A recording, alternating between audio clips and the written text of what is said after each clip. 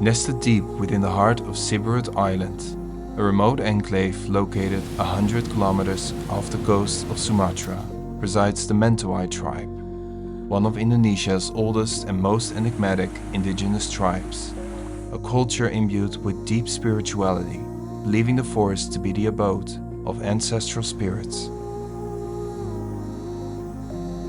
But who are these people? And how do they live?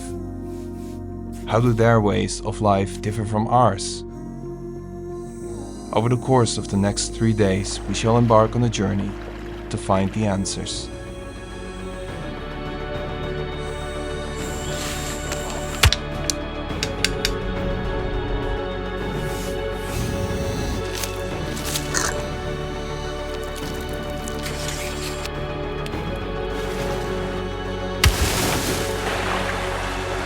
Aleita, masura bagata amoy kap kau mamay.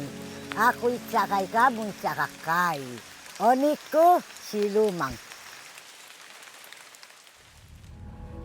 Before we can accept Selamon's invitation, we must first traverse the distance from the mainland, starting with a ferry ride. This leg of the journey offers a brief respite, allowing passengers to relax, watch a movie, or simply close their eyes and drift away.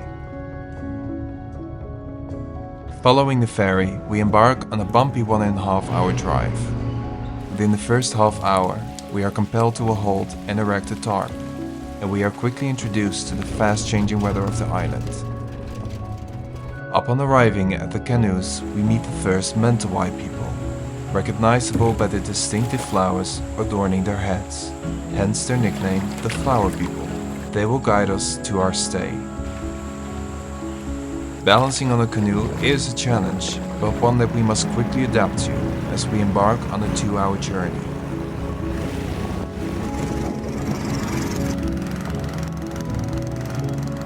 The final leg of the journey involves walking alongside, or actually in, the river and crossing it countless times, a task that proves to be both exhilarating and challenging. Along the way, we encounter more Mentawai people and marvel at their agility and speed compared to ourselves.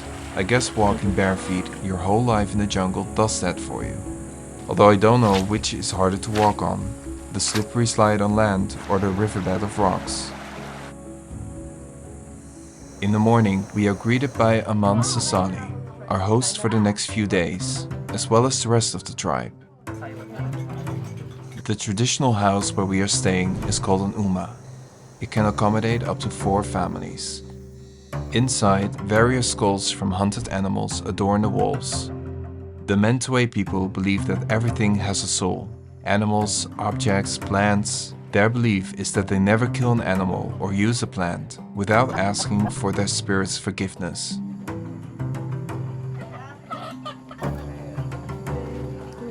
In the middle is a stone fireplace, or abut kere, which is used for cooking.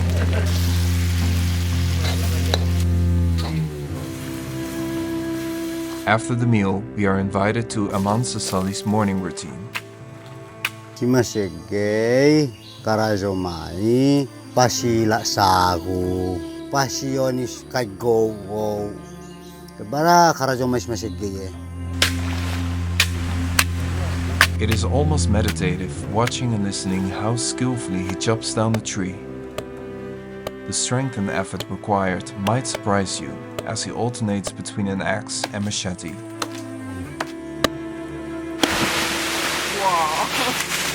The Mentawai diet is built around sagu, a starchy white powder extracted from the spongy core of certain jungle palms. We take these chunks of sagu back to the house, where they are further processed. Aman Manga, another member of the tribe, shows us part of the sagu making process. After processing, which we did not get to see, you have these sagu lumps you see here. These are packed and brought back to the house to cook later.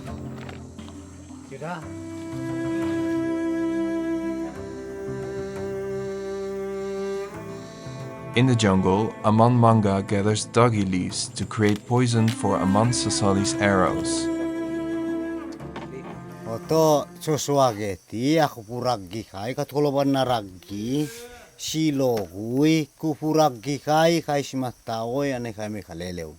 Raggeda maigi aleina laingi buluk dagi daros boito ane siloguina.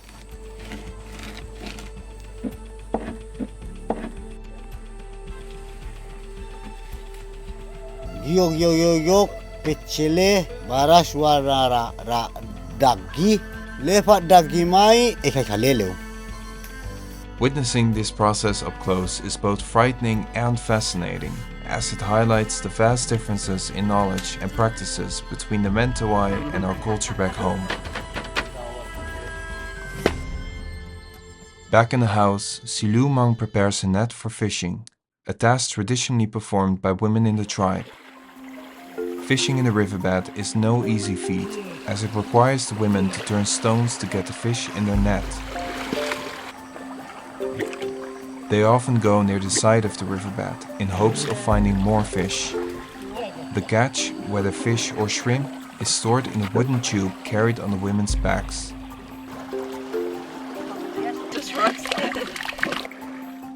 I'm not sure of how much fish is in their diet, but it surely is amazing to witness these women and their fishing prowess.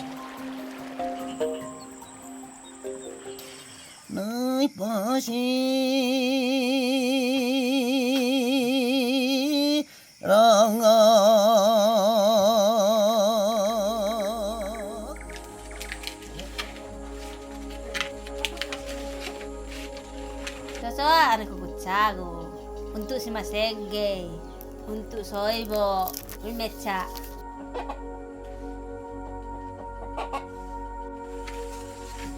Kumasak sagu setengah jam. Lepas nanti kumasak iya, hop.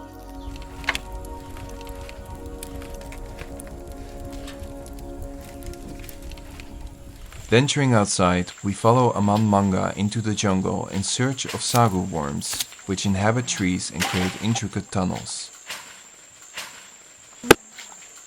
A man manga demonstrates his skill in extracting these worms, a process that requires precision and finesse.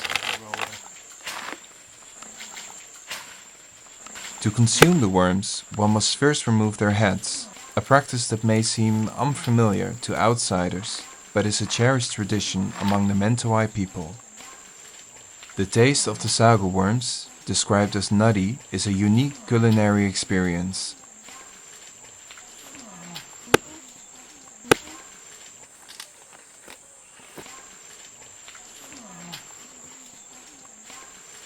The rain made us come back to seek shelter, and that's where Tim came up with an idea. Being here inspired him to get a tattoo on his back. The tradition of tattooing, known as titi, is an integral part of Mentawai culture. These tattoos, considered among the oldest in the world, serve as symbols of social status and identity within the tribe. Each tattoo carries a unique meaning, identifying the wearer's role and social standing within the community.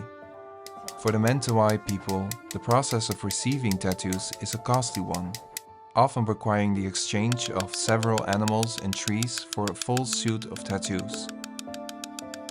But to become a true Mentawai man, woman, or shaman, tattooing is a necessary rite of passage. It represents the apex of everything that comprises Mentawai identity. Katokolowannya surat sabeu kolowake titi barananane ali kabugmai ali kapara ali kakabei ali katei kaji. Anene keseimbangan.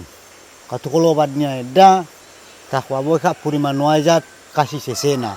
Wagayalle dau kolowakea. Kalulik kasi Mentawai nane kasi kerei kita anai titi tak maeru ke anai titi katu mai duru ni ya mateu kai si kerei. Jadi si Mentawai nane tato kamai tara kali pogi nya bara katokolowanna.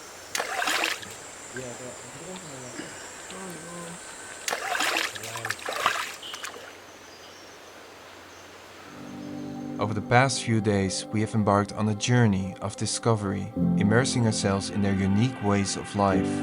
Aman Sasali and his community have welcomed us with open arms, and they have shown us a way of life very different from our own. Their deep connection to the natural world serves as a powerful reminder of the interconnectedness of all living beings.